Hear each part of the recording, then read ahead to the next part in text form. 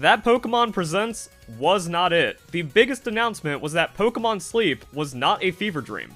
And that overshadows the DLC for Pokemon Scarlet and Violet, which just was very underwhelming. It's like, oh, they didn't reveal enough, but what they revealed, not good. The designs of the new Pokemon look awful, staying in line with what's going on with Generation 9. The stories don't seem like there's much going on. Like, they tried to set up, like, oh, it looks like new starter Pokemon shenanigans, kind of going into what happened with Kubfu. And then the more, like, information we got, the more it just seems like, oh, this isn't doing anything new or crazy. This is just Pokemon Sword and Shield DLC ran back for Pokemon Scarlet and Violet. Like, why ugly monkey Pokemon doesn't work at all. Hip Bear, no, it's all from different franchises and just doesn't work when it comes Generation 9, and the DLC still ain't it. Like, I see this just kills it, dude. Even though I like the setting, I like the theming they have, you know, the festival setup and the Japanese elements, that's cool. The Pokemon and everything else, not. And then we go into this, which also is just kind of a lot of nothing. When I first saw this, I was like, wait a second, did they just transition out of DLC into, like, Pokemon Battle Stadium 2? Or Battle Revolution 2 for Switch? That'd be really cool.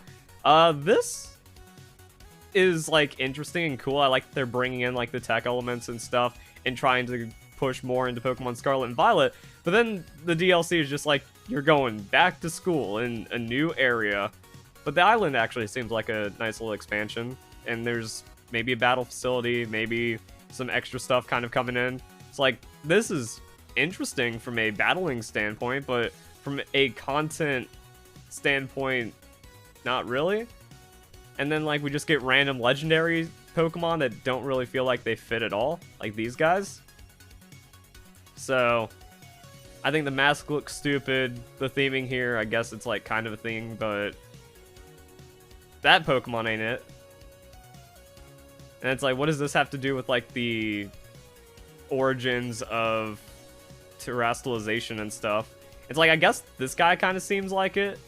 We still don't really know. And in the Pokemon Presents, like, it wasn't really, like, made a big deal of for this, but I guess it kind of tracks when you go into, like, the actual lore and stuff from the Pokemon Scarlet and Violet book.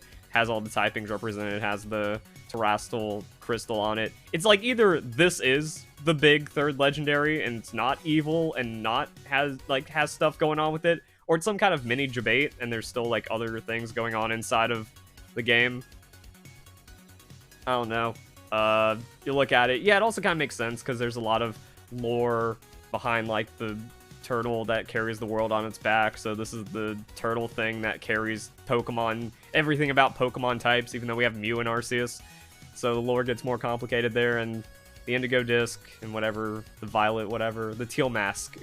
Yeah.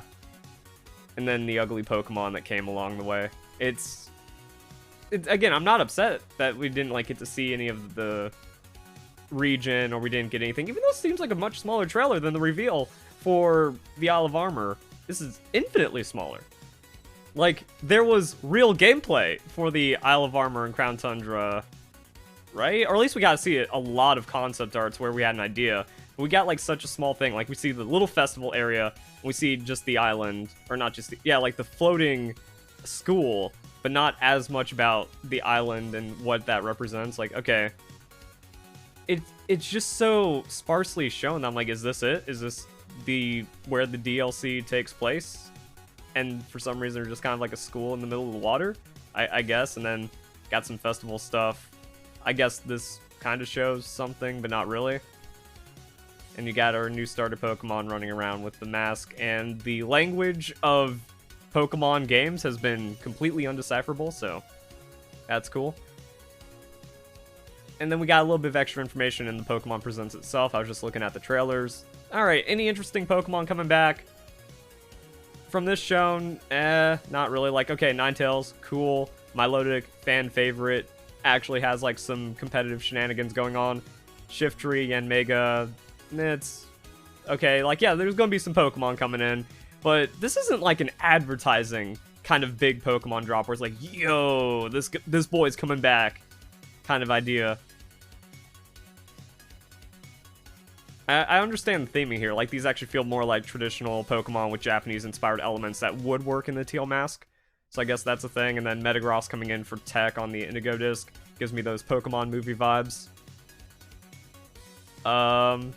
Meowstic. Alcremie. Alcremie had, like, a chance to be viable in Generation 8, but really didn't. Zebstrika never happened. Then we got some annoying prankster Pokemon coming back, and just Dugong chilling, because more water. 7.8 out of 10. After that, we got the announcement for this, which is going to be dropping once the game is ready and all the patches go through and everything's kind of updated. Thanks. I hate it. I hate all the Generation 9 reveals today for the Pokemon designs. They just look awful.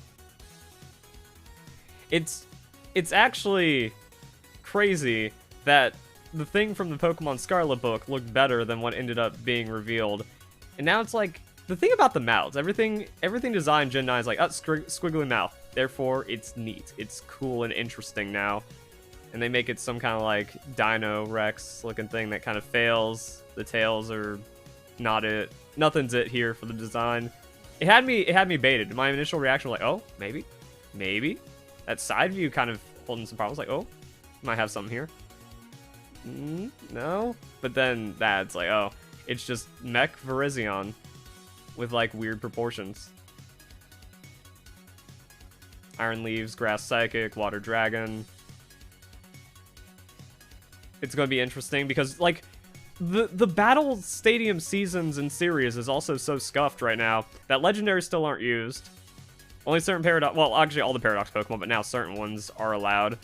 And then even as we go into March for the new season, it's going to be Season 4, Series 2 still. So you get these Pokemon, and then nothing. Also, like, Hisuian Zoroark is going to get some DLC, or, like, yes, DLC as a part of this. Pokemon Home integration, that was, like, a news update in the Pokemon Presents. But it's just the same information that we've already had. This right here, support coming early 2023. We already knew about that. It said spring 2023 for Pokemon Home. No one should have expected the Pokemon Home update being a part of the Pokemon Presents because it was already confirmed for spring, and this is winter, February. And then they just kind of reiterated that. I'm like, wow, that's just a Pokemon Presents announcement. And then we had Pokemon Sleep, which, like I said, is kind of the only thing. And even then, there's not a lot to go off of with all this, except for stupid Pokemon designs. Like, that doesn't even look real, man.